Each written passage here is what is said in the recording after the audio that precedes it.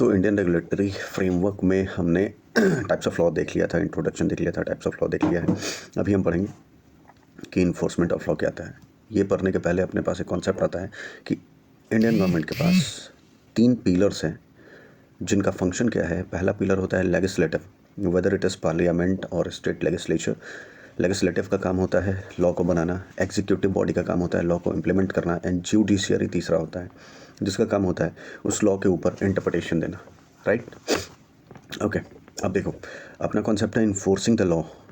अब लॉ को इन्फोर्स कौन करेगा? ऑब्वियसली एग्जीक्यूटिव बॉडी करेगा। तो उस एग्जीक्यूटिव बॉडी के अंडर में डिफरेंट अथॉरिटीज़ होता है, डिफरेंट मिनिस्ट्रीज़ होता है, जिसमें अपने सबसे पहला मिनिस्ट्री ऑफ फाइनेंस। ठीक है, मिनिस्ट्री ऑफ फाइनेंस जो है वो एपेक्स कंट्रोलिंग बॉडी है। किस चीज़ का? फाइनेंस का।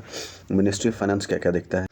मिनिस्ट्री ऑफ फाइनेंस जो है वो सर्व करता है इंडिया का as a treasury, and it deals with taxation, financial legislation, financial institution, capital market, state and central finance and union budget। ये कौन डील करता है? ये डील करता है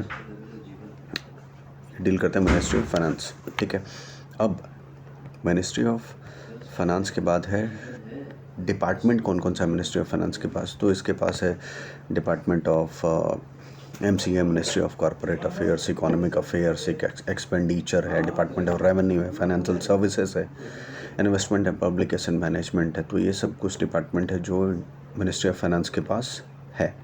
अब ministry department of home affairs यानी मिनिस्ट्री ऑफ होम अफेयर के पास कौन कौन सा डिपार्टमेंट है?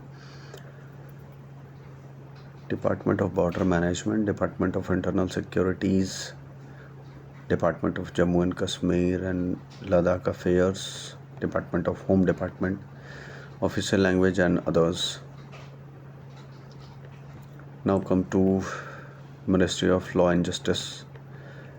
It has a Department of Legal Affairs जिनका काम है लॉ को बनाना, लेजिस्लेटिव जो लॉ बना रहे हैं, जस्टिस जो न्याय की बात कर रहे हैं। ठीक है, तो ये सब डिपार्टमेंट्स है, ये खुद से गो थ्रू करने वाली चीज़ है। सो आप एक बार गो थ्रू कर लें खुद से। नेक्स्ट में अपन करेंगे structure of Indian judicial system. Thank you.